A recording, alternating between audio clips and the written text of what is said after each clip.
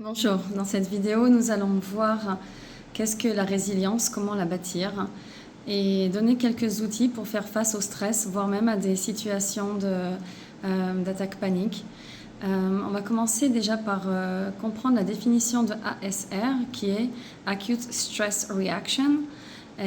C'est une réponse au stress accru. Donc c'est une réaction physiologique normale qui vient en réponse à un événement extérieur qui est perçu comme un grand danger. Et le corps va automatiquement rentrer dans une situation de grand stress. Et pour nous protéger, il va avoir plusieurs différentes réactions. Et on parle des 5 F. Il y a freeze, flight, fight, fawn ou faint.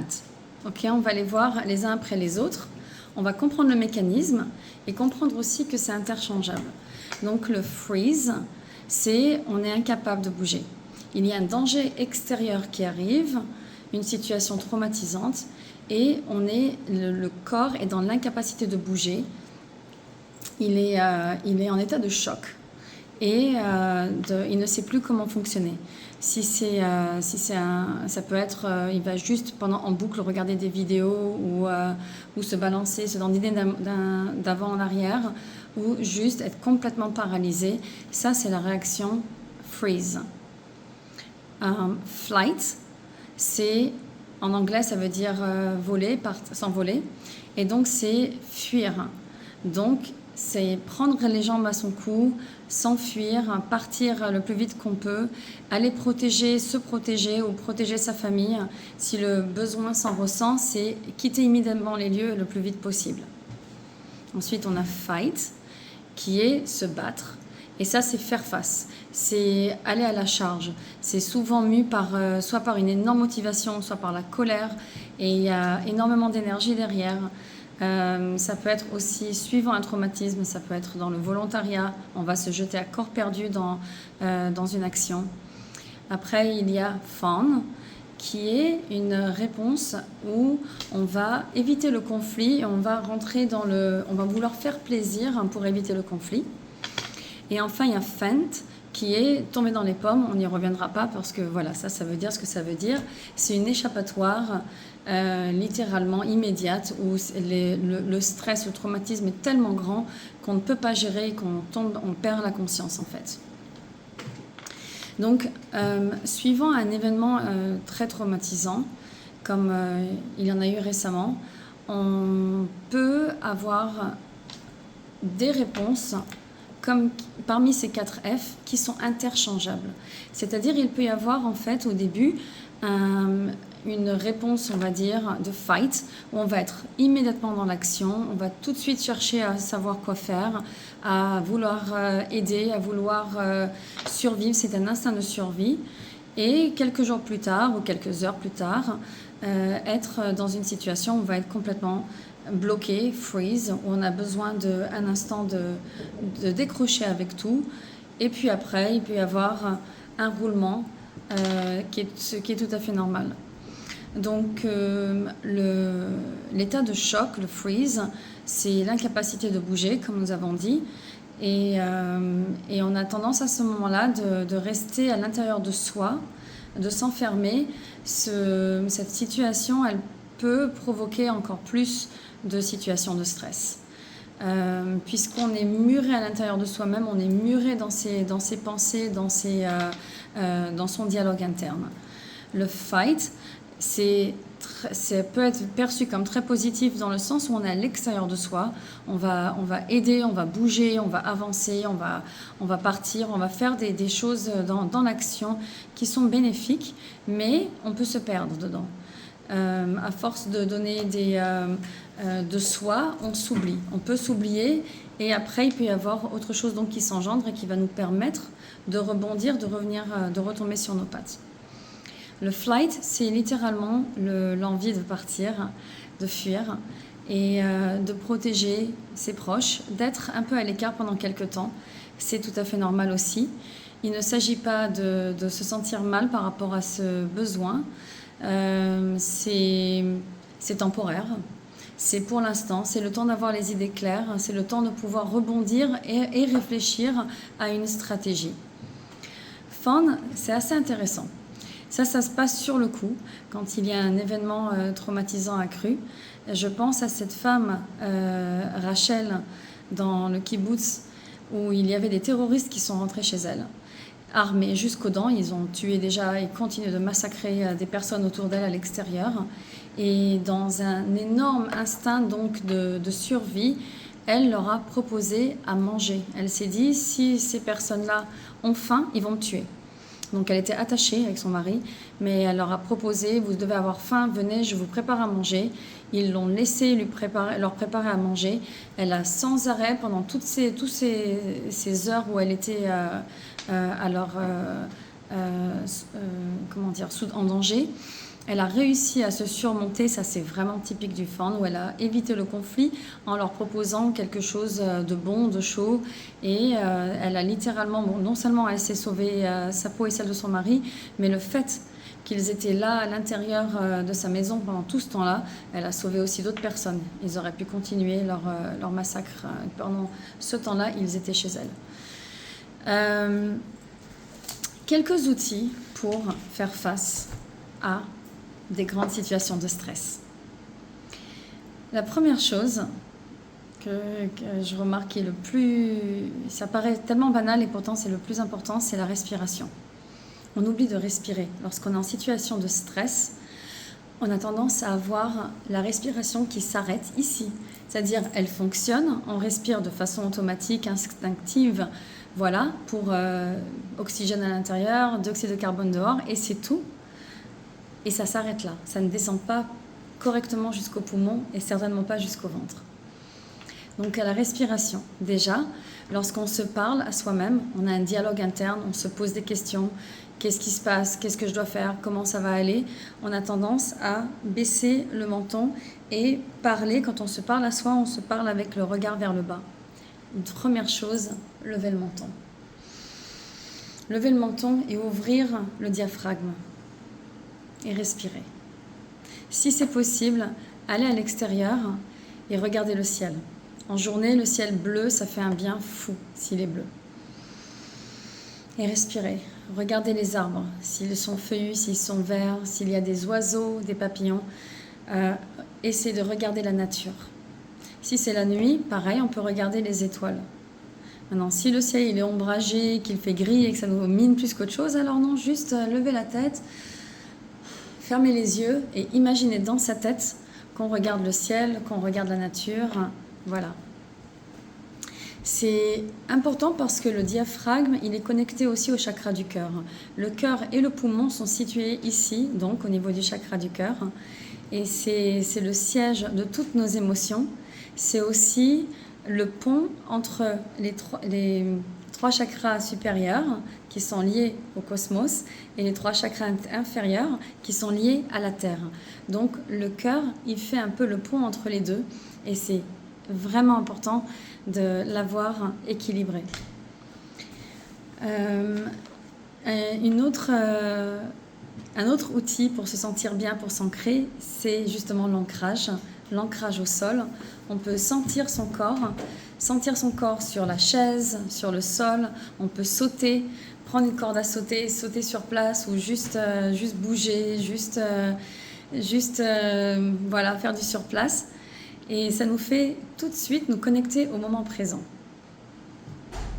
Un autre moyen de s'ancrer, c'est d'aller dehors, si c'est possible, pieds nus, en tout cas de marcher dehors dans la nature, de toucher un arbre, toucher des feuilles, sentir des choses. En fait, c'est de mettre tous nos sens en éveil. On a tendance, surtout maintenant dans cette génération où nous sommes beaucoup devant nos écrans, à limiter l'utilisation de tous nos sens. Et quand on remet tous nos sens en même temps en fonction, cela nous aide incroyablement à nous ancrer. Donc on veut toucher, on veut sentir, on veut goûter. Et on n'oublie pas de respirer en même temps. Écouter de la musique douce ou des sons de la nature, ça apaise. Il y a beaucoup de vidéos sur YouTube. Si vous tapez Meditation, Relaxation, Music, Piano, vous pouvez taper ça et vous allez avoir des musiques qui vous conviennent. ou alors des sons de la nature. Il y a des sons qui irritent certaines personnes et d'autres qui vous font du bien. Donc, allez toujours vers ce qui vous fait du bien, là, à ce moment-là. Demain est un nouveau jour. Mais présentement, peut-être qu'une musique classique, ou peut-être qu'une musique au piano, ou peut-être que des sons de ruisseau, ou des sons d'oiseaux, c'est ce qu'il vous convient, ou peut-être du blues, ou peut-être autre chose. Il n'y a pas de définition sur ce qui vous fait du bien. On a remarqué que les photos, regardez les photos du coucher de soleil. Un coucher de soleil physique, c'est mieux, mais si on ne peut pas, regardez les photos de coucher de soleil, c'est très apaisant pour l'âme. Sourire, rire, ça fait du bien. S'entraîner, à avoir un sourire, à rigoler, à regarder des vidéos rigolotes. Il n'y a pas de problème, ça nous retire le focus d'un endroit où nous sommes vers quelque chose d'autre. Et c'est très bien. Ça remonte notre énergie. Et ceci nous donne des outils pour pouvoir faire face après, de nouveau, à une situation de stress, si elle est environnement. Écrire. L'écriture est une thérapie. Et tenir un journal, ça peut être très agréable, ou écrire une histoire, ou écrire un mail, ou écrire des poèmes, ou écrire son ressenti. Toute forme d'écriture est une thérapie. Il en va de même pour l'art, le dessin, la peinture, et ça peut être aussi le crochet, ça peut être plein d'autres choses qui sont créatives et qui nous font du bien. Voir du monde, parler, communiquer. La communication est importante. On ne reste pas seul au téléphone. Si on a un moment donné où ça ne va pas, on va même prendre le téléphone, avoir quelqu'un qui va décrocher et qui va juste être là avec nous et nous accompagner dans un moment difficile. Même s'il n'y a pas de dialogue forcément. Et bien sûr que si un petit dialogue rassurant, c'est bien. Aussi être là pour les autres. Si vous allez bien et vous ne savez pas si quelqu'un d'autre va bien ou que vous pensez que cette personne peut être en situation de stress, appelez, dites bonjour, comment ça va? Raconte-moi. Et ça fait un bien fou. Le soutien dans des moments difficiles est incommensurable. Il est ressenti, il est perçu et c'est une enveloppe invisible d'amour. C'est comme un doudou, c'est comme un nuage qui fait du bien. Et donc, pour toutes les personnes qui savent soutenir les autres, bravo. Et continuez, faites-le. Ne sous-estimez pas le pouvoir que vous avez d'apaiser quelqu'un d'autre. Et pareil, en temps et heure, si vous avez besoin, n'hésitez pas à appeler quelqu'un ou à communiquer avec quelqu'un pour pouvoir vous exprimer. Ça aide énormément. D'ailleurs, c'est comme ça que les traumatismes se diffusent. C'est par la communication. C'est plus on en parle et plus on arrive à extérioriser qu'on peut commencer à diffuser les choses. Ne pas céder à la culpabilité. Lorsque les choses vont pas bien quelque part, on aurait tendance à se dire quand même, moi ça va, de quoi je me plains? Est-ce que on irait presque jusqu'à se sentir coupable parfois lorsque les choses vont pas bien chez quelqu'un d'autre ou ailleurs, dans un autre endroit. Se dire, est-ce que j'ai le droit à? La réponse est toujours oui. On a droit au bonheur, là où il est. Toujours, à n'importe quel moment. Il y avait des moments de bonheur, même dans les pires heures de l'histoire de l'humanité. Et ce sont ces moments de bonheur qui permettent de remonter l'énergie et d'influencer en positif sur les autres. Donc, non seulement il ne faut pas culpabiliser, mais en plus il faut le faire avec entrain et avec joie, parce que ça a un impact invisible sur beaucoup de monde et beaucoup plus qu'on imagine, les énergies positives. Alors maintenant, je vous propose aussi pour entailler le stress, je crois que j'ai inventé un mot, de vous envelopper d'une lumière blanche et de vous savoir protégé, de vous sentir protégé de toutes parts par cette lumière blanche enveloppante, par des anges, si vous avez envie de visualiser des anges autour de vous et de littéralement les sentir.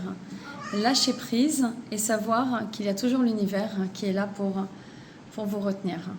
Vous pouvez vous laisser aller aussi à l'univers, savoir que tout ira bien. Vous êtes protégé et ça va aller. et les choses continuent toujours d'avancer. Toujours, quoi qu'il arrive. La résilience, on la bâtit. À chaque fois qu'on a peur et qu'on ressent après un soulagement, c'est une résilience. Donc peu importe dans quelle situation de la vie, ça peut être un cyclone, ça peut être un accident de voiture, ça peut être une simple peur, ça peut être...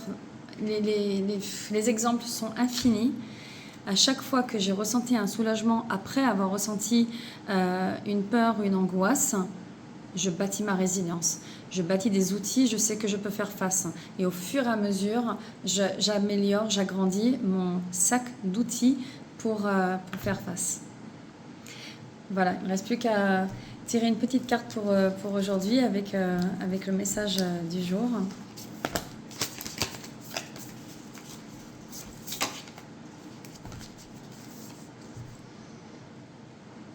Le son de l'univers. Le son de l'univers. C'est les cartes Beyond Lemuria, super magnifique ouvrage. Et cette carte, elle nous dit d'être expansif, de se rendre compte qu'en fait, nous sommes dans une période d'immenses changements et les énergies sont en train de changer. Nous sommes en train de basculer vers quelque chose d'autre. Il faut s'ouvrir littéralement par le biais de chakra couronne à la possibilité que nous sommes en train de nous transformer, de rentrer dans une nouvelle ère où il y a tout encore à créer, à faire, et c'est littéralement un nouveau monde. Voilà, je vous la remets si vous voulez la voir, le visuel. Et dites-moi dans vos commentaires, qu'est-ce que ça vous inspire? Quels sont vos messages positifs, d'espoir et de motivation pour les jours, les mois, les semaines et les années à venir? Merci.